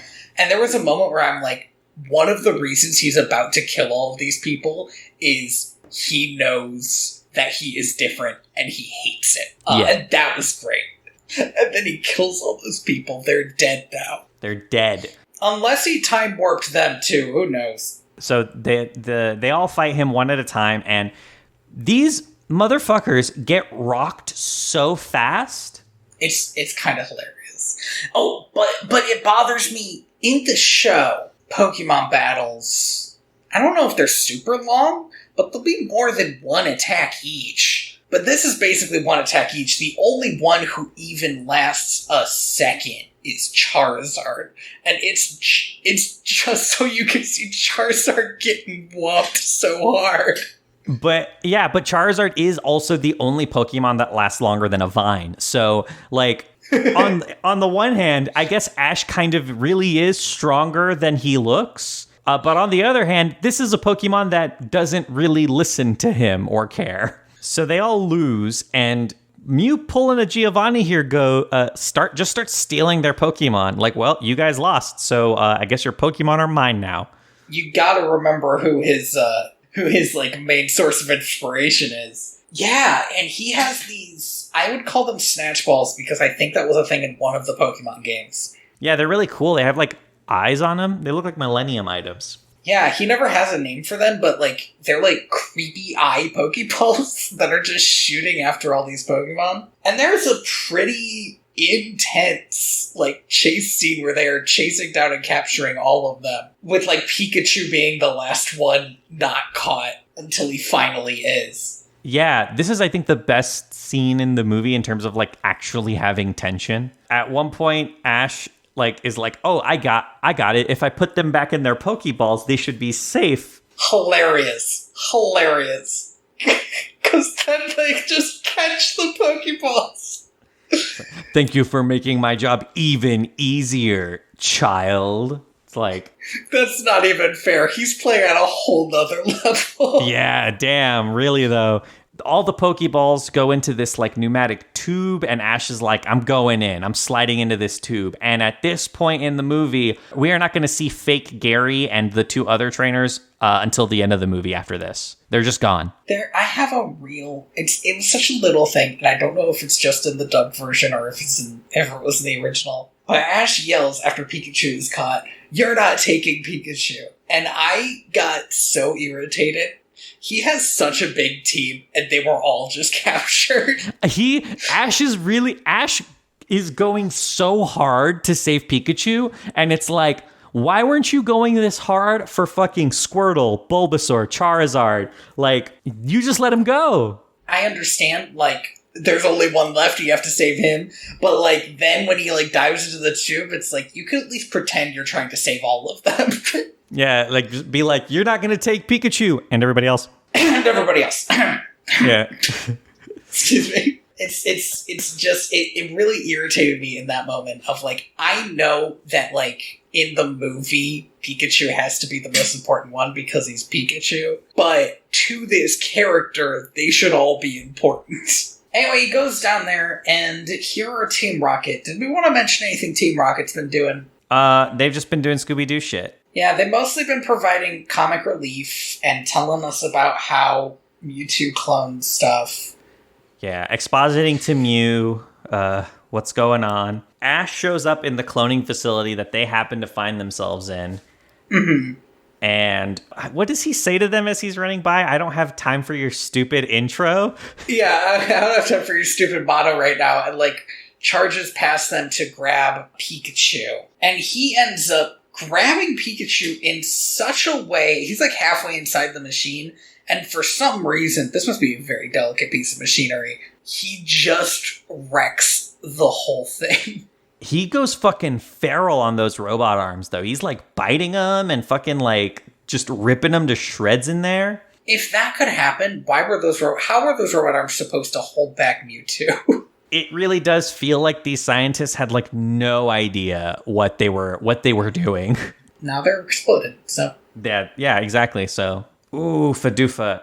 I got a couple of lines here that I want to read to you because they're amazing. They're just amazing writing. Hit me with them. Oh, except for one. I do want to mention one that happened earlier, and I feel like it's important. I will tell you the line. Yeah. They're clones! That is from, I think, not Gary. For some reason, this movie tries very hard to remind us that clones exist. Even though Mewtwo had just said, "These are my cloned Pokemon, they're stronger than normal Pokemon," this guy yells out, "They're clones!" And I don't know why. I love it so much. I wasn't actually going to bring up this line because, yeah, the exact lines, because there's a little bit more to this what is it? I used their genetic material to make more powerful copies. Copies? They're clones. And it's like, yeah, yes, we get it. Thank you. We've been throwing around the fucking word clones this whole fucking movie. Like, if I didn't know what a clone was, I would be so beyond lost in this movie that your yelling out is not going to help me. Ash frees Pikachu, but it's too late. All of the Pokemon have been cloned, and all of their clones are now marching out to meet up with Mew, who is telling Brock and Misty and Nurse Joy, "You guys will be safe from the storm here, but I'll kill you later." He says something, I think he says, I won't kill you yet, but I'm gonna leave you to your fate, or something like that. Something very ominous. I do enjoy, and I wonder if any of the other movies ever get to this point, I do enjoy how much of, like, a horror character Mewtwo feels like. About half the time, like, it feels like if Mewtwo was in The Shining, you'd be like, yeah, okay, I get it. I don't know why The Shining. Till Mewtwo's holding hands. Mewtwo summons all of his clone Pokemon and is like, and now I'll take over the world. And my guy doesn't even have the complete 151 from like the original game, so I don't really know what he's planning on doing with these 28 Pokemon. I mean, I think he's still planning on causing a maybe worldwide storm. Yeah, he's gonna like biblically flood the world, I guess. I mean, there's still gonna be a lot of water Pokemon, but that should take care of a lot of stuff. It should take care of a lot of stuff. And then Ash gets a freaking unearned hero moment. Ash shows up in what has to be the worst looking shot in the whole movie. It doesn't look good. He shows up with all the Poke originals, and is like, I'm not gonna let you do anything, and then tries to punch Mewtwo. I got so mad that he had, like, negative a plan. That he, like, had this whole big speech about how he was going to stop him, and he's like, Mewtwo's mine! Like, no, he's not! You big dumb idiot! You are 10 years old. You do not have the muscle strength to, like, do a push-up. Yeah, you can't punch, like, a fully grown man. This is, like, a magic monster thing, and you're like, I'm gonna punch it. It made me very mad that he subsequently gets his life saved. I was very irritated about it. It felt very unearned. It's some bullshit. Because here's the thing. He was asking to be, like, thrown up against the roof and smashed against the cobbles. If Mewtwo had just done that, if he was like, you're not going to stop me, and threw him, fine. But he didn't. He tried to punch him and was knocked back. He tried to punch him twice. And so, yeah, Mewtwo just, like, fucking, like, Krillins him into the fucking stratosphere. Before Ash can die, Mew shows up, and we get my second favorite line in the whole movie. Which is one of the two, like, randos says, Mew and Mewtwo? So Mewtwo was cloned from Mew. Yeah. This movie loves reminding us that clones exist. This is an insult. Is maybe I'm fucking crazy, right? But, like, we all know what cloning is, right? Maybe, was it different in 98? Did we not know? I don't know, man, because the original game came out in, like, 94 or something, right? 96? Yeah. Like, earlier than that, and that still had the cloning plotline. So, this is the big fight scene, and I almost had an allergic reaction to this song that started playing. My note right here is, I did not consent to being soft-rocked. And I just... Softcore rock started playing. The song is, I believe, Oh Brother, My Brother. I thought it was Brother to Brother. It doesn't matter. A phrase that I cannot read without thinking of My Brother and Me. It is, as far as I can tell, the longest, most tragically boring song that you could imagine playing behind Pokemon slow motion slapping each other.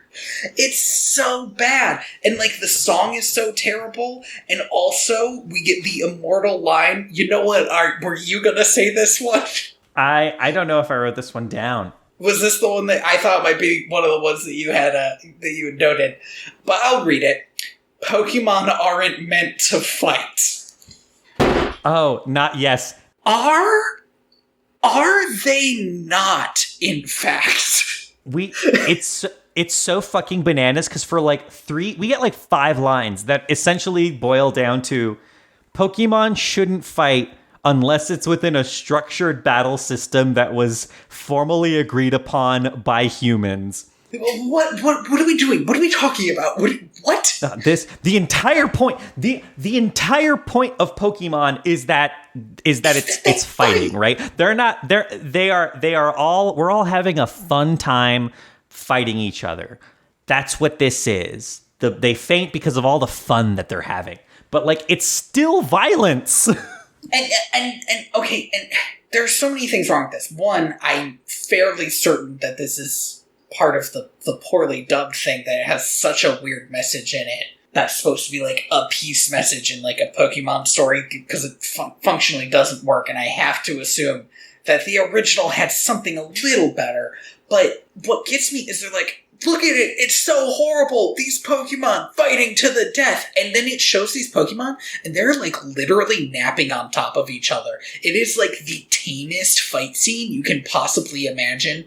It's like if you and I were fighting, and we got so exhausted from fighting that we took a nap and we were leaning on each other, that doesn't look like we're like violently trying to kill each other. At some point, somebody is like, I think it's Brock and Misty are like, those Pokemon look like they're ready to fight to the death. That's a fight nobody's gonna win. What are you talking about? They're fine. They're not even using their fucking magic powers because Mewtwo is using his psychic powers to prevent them from doing that. Which I imagine was a line that was written because they're like, shit, we do not have the budget for this scene. We couldn't afford to put 302 Pokemon on screen at once. So we only have 50 of them. And they also all need to be slapping each other. It's so irritating because I said it before. This movie, up to this point, had been pretty good. It's pretty good. And I was very mad at this because, like, way worse than a bad movie is a good movie that suddenly gets bad. It like, ruined my enjoyment of this movie that, like, suddenly it had this dumbass stuff going on. 60 of these 80 minutes are genuinely like, I was having a baller of a time. I was watching this movie. I watched the first half of this movie in a public place, and I wasn't ashamed of it at all. Like, unlike when you watch, say, Swan Princess. Yeah, when I'm watching Swan Princess in the middle of a bookstore, I won't want anybody to see what I'm doing. It's more shameful than other things. Like, you have to minimize and open up your porn. No, what I'm doing is normal. It's normal. This is a normal thing. It really sucks that, like, the climax of this movie, it's clown shit. Yeah, it's like a mix between like extremely milquetoast and way too silly for you to be into it anymore. Especially when it started with this cryptid creature exploding a lab. And going like Godzilla mode on a mafioso's house, right? Like, seriously, this is how far we've fallen. Mewtwo in the Japanese version of this movie is almost a Satan-like character, very Miltonian. The big reason why he's fighting Mew is because he believes that beating Mew gives him purpose. It makes him the original. That makes a lot of sense as to like why he made a lot of clones to fight and beat the original versions. That tracks, actually. The sadness, right? The sadness that in the subbed version of this movie isn't that they're fighting; it's that they're fighting without purpose. Like nothing is being gained from this, right? Like there isn't because there's no sportsmanship and there's no ideal behind it. They are fighting purely for the sake of proving something that is unprovable. Even if they win, does that prove that they're better? If Mewtwo defeats Mew, does that answer his question of who he is and what his destiny can be? And the movie paints it as being like a Greek tragedy. This is a thing that has been given life and doesn't know what to do with it. I am actually furious that is the takeaway of the original script, because that sounds great. It wasn't until I watched like Steven Universe that I ever saw a show where there was fighting in it, where somebody said, but if somebody's better than you at fighting, who cares? You have more important shit going on. I feel like that's such a powerful message, and like, I don't know if you know this, Steven Universe is like very heavily like Dragon Ball Z inspired. Yes, it has a lot of DNA of like Dragon Ball Z and a lot of early shonen and also some Sailor Moon. But like the thing in Dragon Ball Z is they're always like getting stronger and better, and their whole thing is to like be these freaking superpowered magic people. And why? Vaguely because, you know? And like I really like the idea of a show, even a kid's show, being like, you don't want to fight for no reason. You have to have something behind it. Otherwise, you're just lashing out. You're just being violent. Yeah, you're just being, yeah, exactly. And I don't want to say that, like, I don't know. It's still a movie that's for kids. So it's not like, it's not going to cut you to the soul. And it's definitely not as well paced and written as a Steven Universe episode, right? Because it's not trying to be that. It's still trying to be like a celebration of a franchise. Oh, absolutely. But I remember watching that Steven Universe episode and thinking, like, this is the opposite of the message of most of the things that Steven Universe is based on. But in, like, a lot of these animes, it's just about, like, fighting and winning. For somebody to, like, stop and say, sometimes you lose, or sometimes it's not the most important thing to win. Yeah. It's a thing about the Pokemon show that people get really frustrated with, right? Like, Ash very often gets gym badges, not because he defeats anybody in a Pokemon battle, but because he exemplifies a trait that the gym leader respects, either, you know, bravery or extreme stupidity, right? Like, depending on the episode. But I do think it is frustrating with Ash because it has taken him 20 years to beat the championship. Yeah, but the point that the show is trying to make, right, is like, hey, kids, there are more important things than just winning fights. You also need to be, you know, compassionate and kind. And it's because, again, this is a show for babies. Like, we got to teach babies the thing. And like, question. Yeah. Do you think the intro ruins that a little bit? The intro of, the song? Yeah, the song that says, I want to be the very best, like no one ever was. Because it bothered me that the show used to say, like, I'm going to be the best, I'm going to catch them all. And here's Ash, he has like 5 Pokemon, and he's okay with them. And he's done. He's like, I don't need to catch anymore. I don't have a problem with that characterization, as much as that it goes against the thesis statement that is given.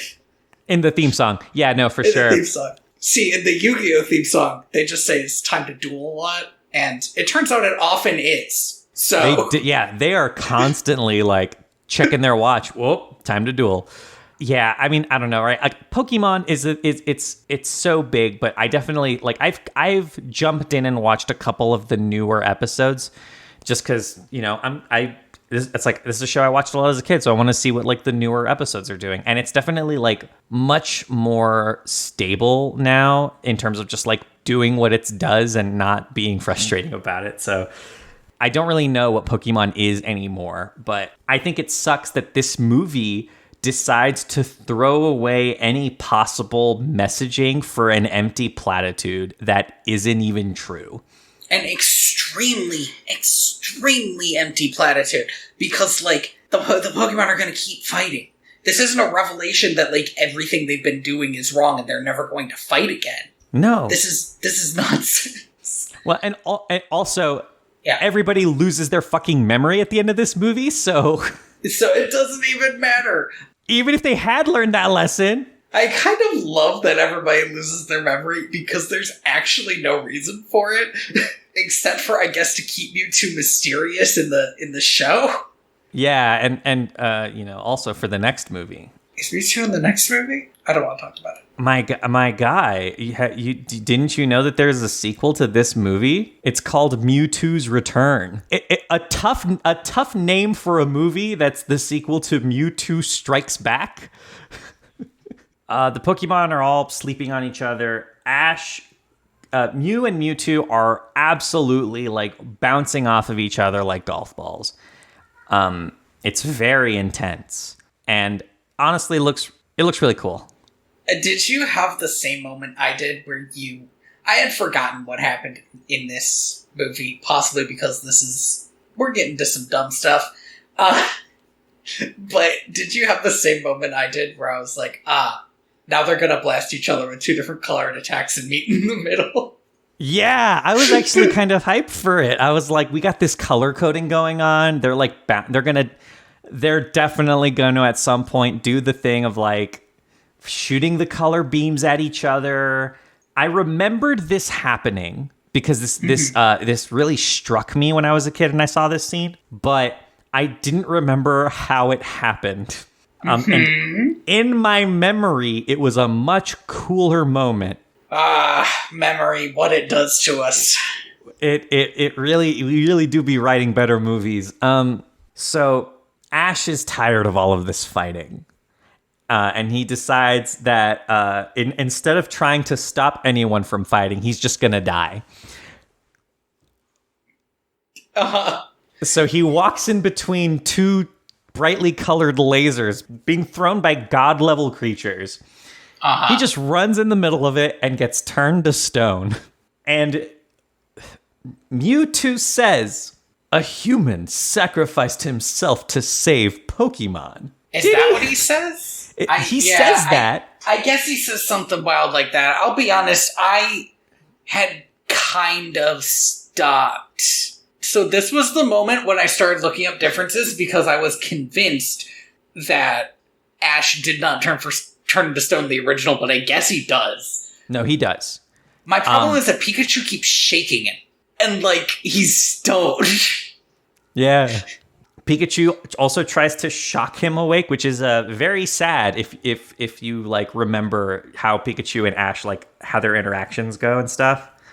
I love that he just keeps shocking him, too. It's like, if he is alive, you might be killing him. You might be killing him. You might have killed him for good. But I'm not going to lie, I did tear up a little bit. Because I was too removed at this point. This movie doesn't earn this, but it is very well shot, and the music is nice, and like it's a moment. It's for sure a moment, and like I don't know if I was like I remember when I first saw this movie at like 6, this scene fucking destroyed me as a kid. I wanted to be Ash, and so I was like, oh no, he's dead. Yeah. So in the original Japanese version, and I think that the dub kind of sort of brings this up, but it's a little more fleshed out in the Japanese version. The little girl clone mentions that when Pokemon cry, there is a legend that says their tears are made of light, and that is some dumb shit. The scene that subsequently happens, on the one hand, it feels very Japanese. In, like, a Studio Ghibli way, where there's just, like, a weird, unexplained magic thing that fixes everything. No, I think in a Studio Ghibli movie, this kid would stay dead, but I get what you're saying. I mean, in Grave of the Fireflies, it depends on which movie we're talking about, Andy. Did you not watch Totoro? The ending of that movie is ambiguous, at best. The thing about this scene is that... I was going to say that it feels very unsatisfying. No, it's some Peter Pan bullshit. Like... Yeah, it's... like, clap your hands. Yeah, like, everybody in the audience say, I believe in fairies. And if you're just gonna bring him back to life, why kill him? Wow, intense question. Because it doesn't really... provide any tension. I think the idea, and I don't think it's done well, but the idea is Mewtwo has now seen, first he has seen for the first time, a human treating his own life as maybe less important than a Pokemon's. But you could do that. I guess I'm just saying what they're trying for. I'm not saying they did it. And then Mewtwo, I think there is this idea that there's this like bit of wonder, especially with that thing that you said, where it's like, what's the point of my tears?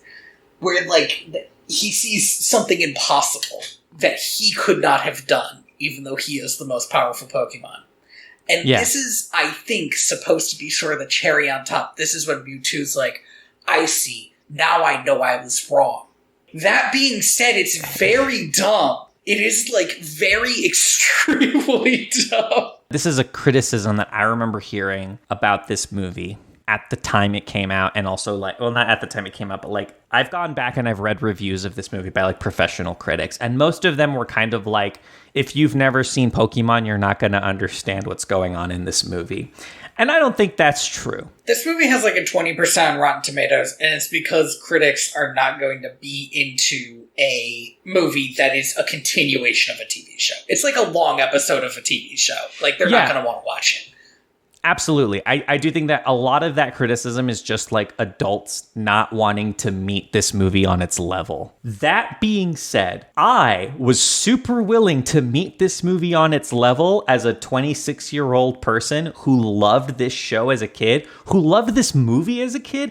And when I got to this point, I was like, yeah, I get it. This is fucking rough. Like, if I was in the movie theater watching this, I'd be like, what are we doing now? It's rough, and I get what it's going for. It's trying to do a Tangled, or like a Beauty and the Beast, or maybe going older, you could say like a Snow White, or Cinderella, or not Cinderella, Sleeping Beauty even. Like, there's supposed to be this bit where, like, this is the big tragedy of the movie, the fact that Ash is dead, and we're going to witness something magical, and it is really lame.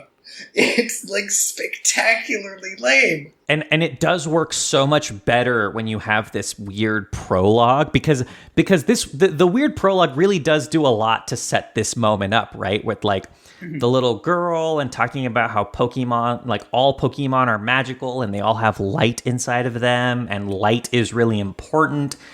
Even though, and I'm sure this does a lot to set it up, that's still silly as hell. You know, like, with the fucking, what was her name? The Watcher? Oh, the Voyager? The Voyager?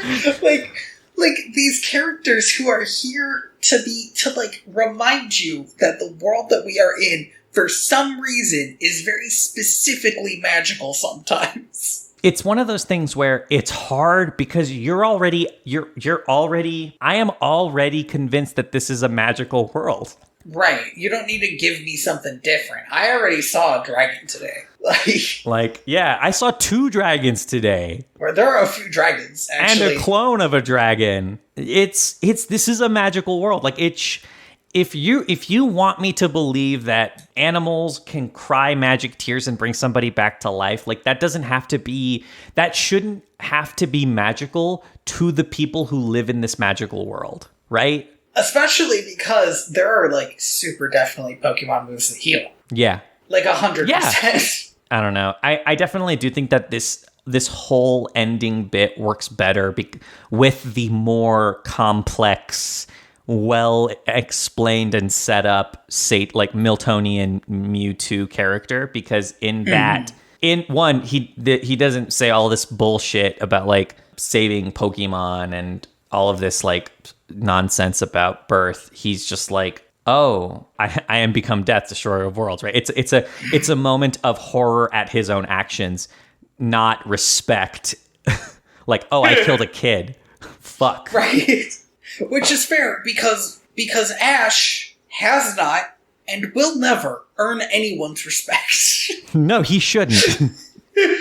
That was maybe a little too mean, but frankly, if the shoe fits. The cherry on top of all this bullshit is really this final line that Mewtwo says. He says, what does he say? The circumstances of one's birth are irrelevant. It is what you do with the gift of life that dictates one's worth. And I gotta tell you, buddy, the circumstances of one's birth can be incredibly relevant. Yeah, it's such like a heavy-handed moral to have thrown in out of nowhere.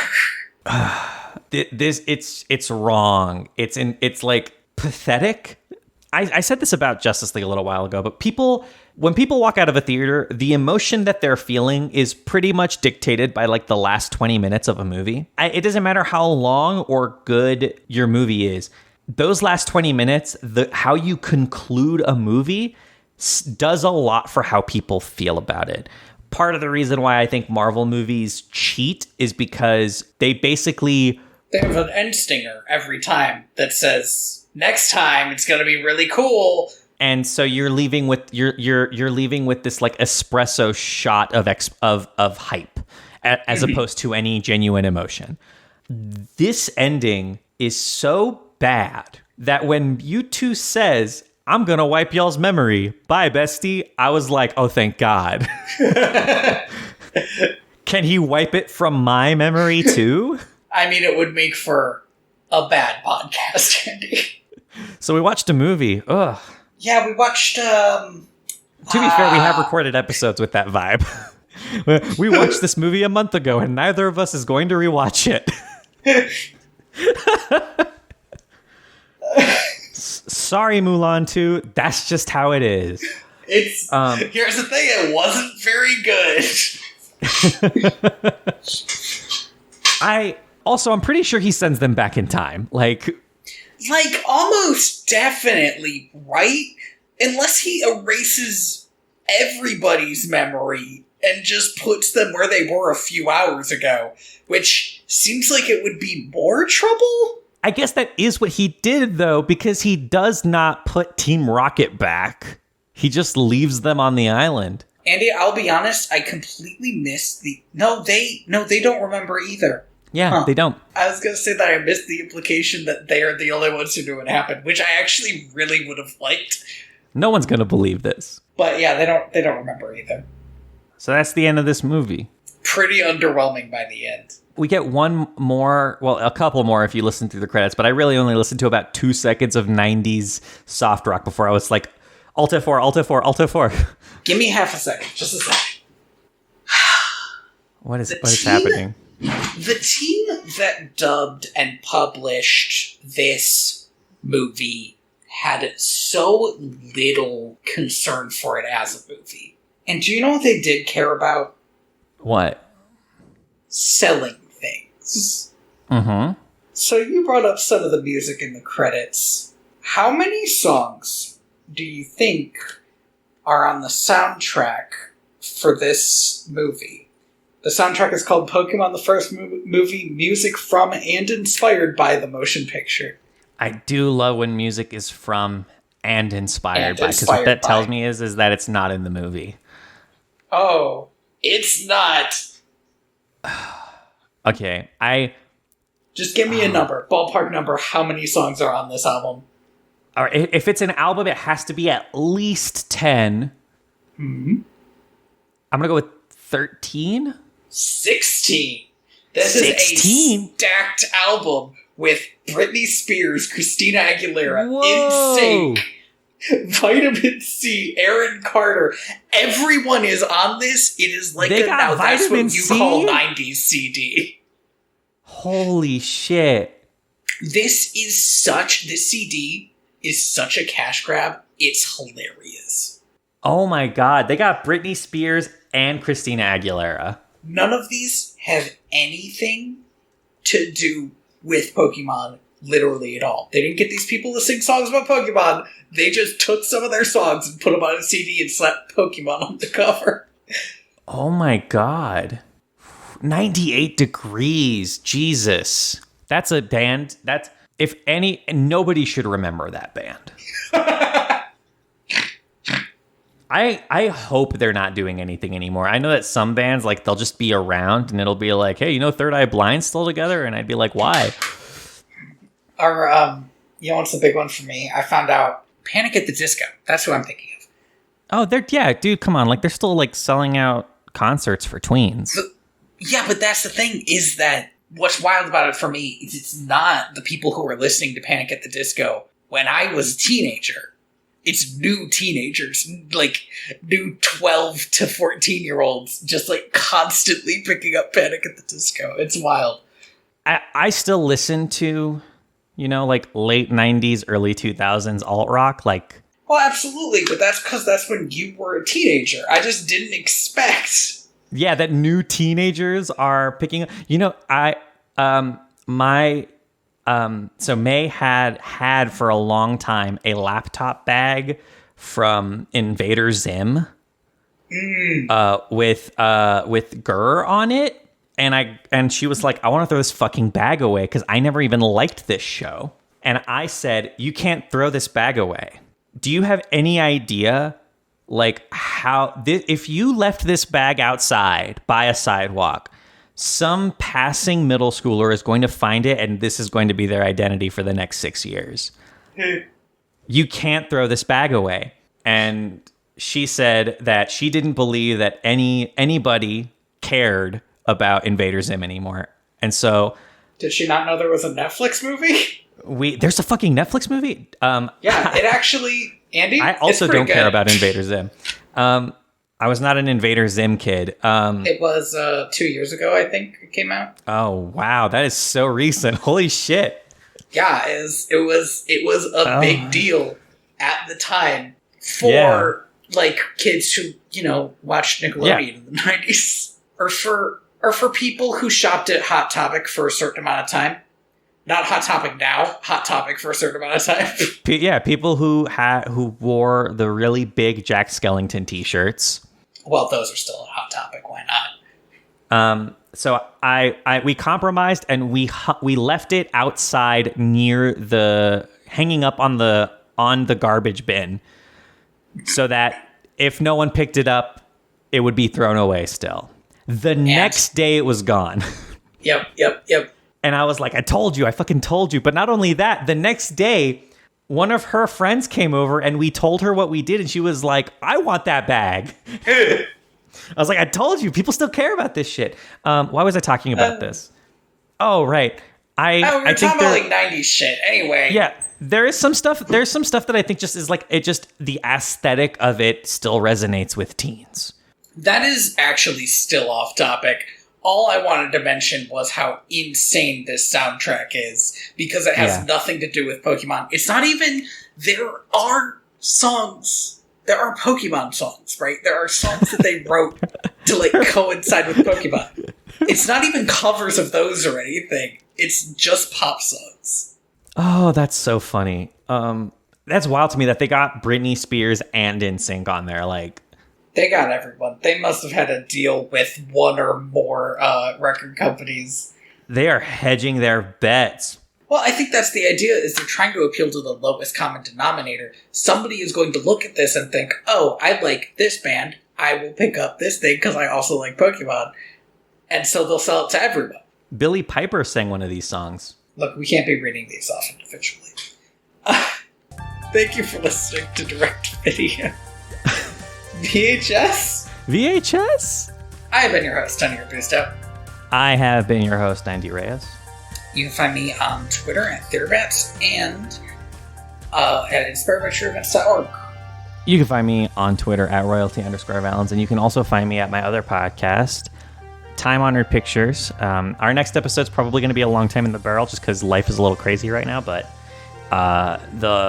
we were surprised by how much we liked the last one. So hopefully, maybe we're in a new era of Hollywood. Maybe movies are good now. You can find the podcast at directto.video on your favorite podcatcher thing, and you can rate us there. Tell everybody how great we are and how we got Pokemon wrong. We did it. We talked about Pokemon for almost 3 hours. Thank you to Lee Rosevere for playing E off the album Trappist 1. I am way more excited to watch Detective Pikachu than I was to watch Pokemon the first movie. I'm probably about just as excited. I will last watch Detective Pikachu as an adult, though, which means that I don't think my opinion has changed very much on it. I think I watched that movie, like, in the theater. I think I double featured that movie with Aladdin. So, it's been a while. Bewitched is also on this album. Okay. I am the ghost of John Smith. Blessed Union of Souls. Okay, we're stopping. I'm done.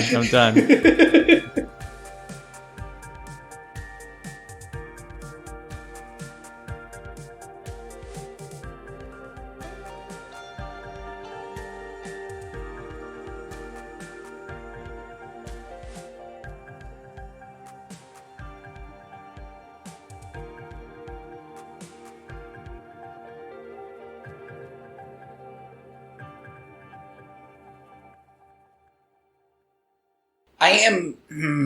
I'm a little concerned. I am talking to you over the computer again, and I need us to not desync. We don't desync when I'm on the phone.